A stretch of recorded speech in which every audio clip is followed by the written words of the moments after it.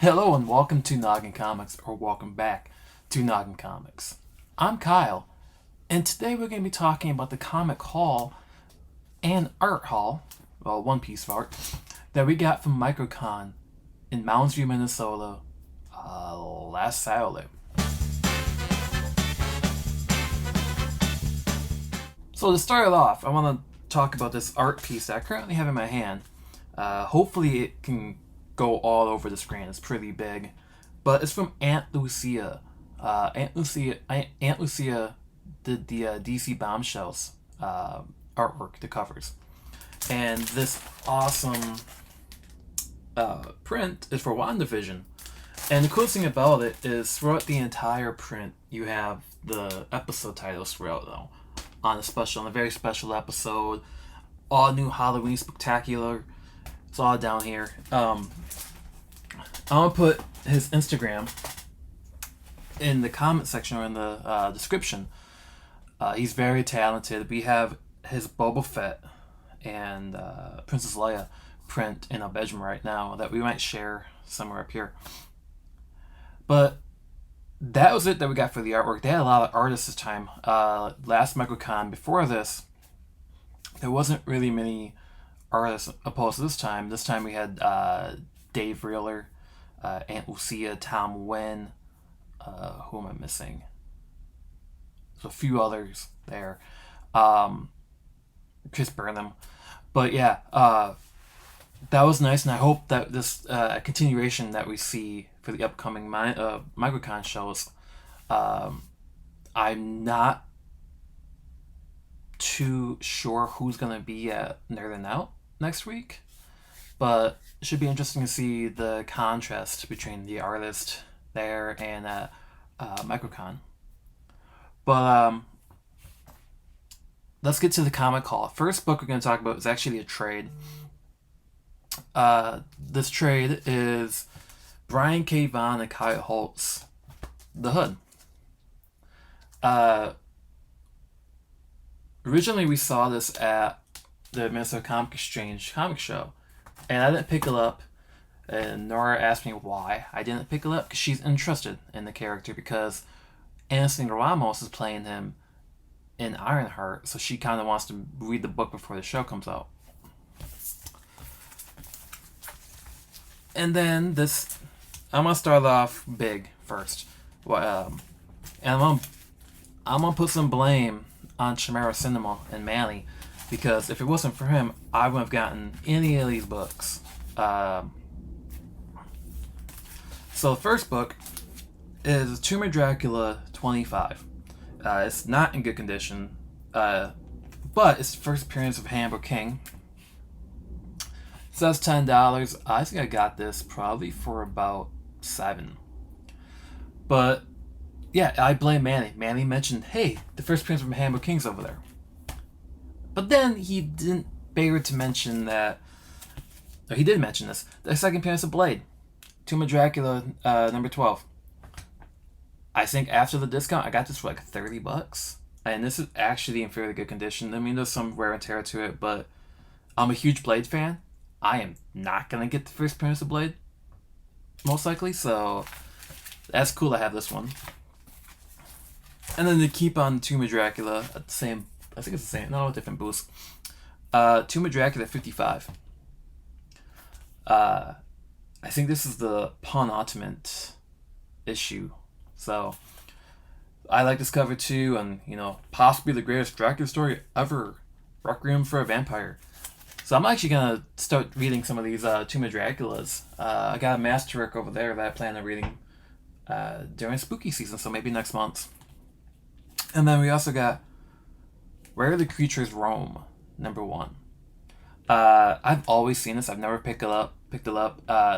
This guy, 20% off in all his books, so I figured, hey, $8 book, why not buy this one? And to stay on that horror trend, picked up Tower of Shadows 18. Number 2. It says $18 on it, but yeah, Tower of Shadows number 2. Got this for $14, I think.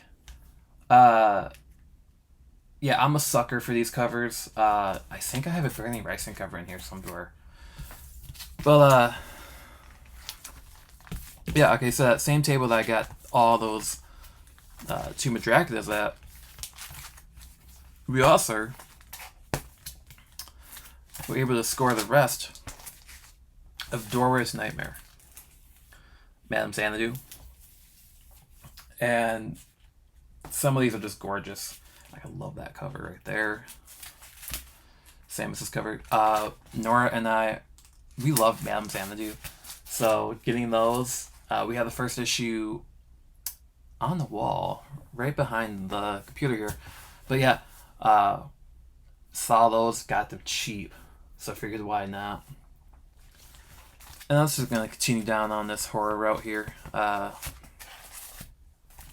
I mentioned Wrightson. Now I love Bernie Wrightson. So this is House of Secrets 96. I had a lot of House of Secrets in my hands. But when Nora came by, she's like, let's just get one. And we decided that we need to get this Wrightson cover. And another Witching Hour. This is Witching Hour 84. There's something about this cover that just drew me in. It's the Mountain of Fear. This is almost, it's got Mount Rushmore on it, but then you got a witch here and almost a demonic skull there. So I had to get this cover. Definitely something that I want to read all these like eventually. And then the final spooky season. I'll say not really spooky season here. But no, this is Swamp Thing 84. And Nora picked this up. And this is like the human origin story of Matthew the Raven and the Sandman. So yeah, we had to pick this up. If you've been watching the channel, you know she's a huge Sandman fan. I mean, if you haven't watched the show on Netflix, you should give it a try. I haven't read much Sandman. I've only read the first volume.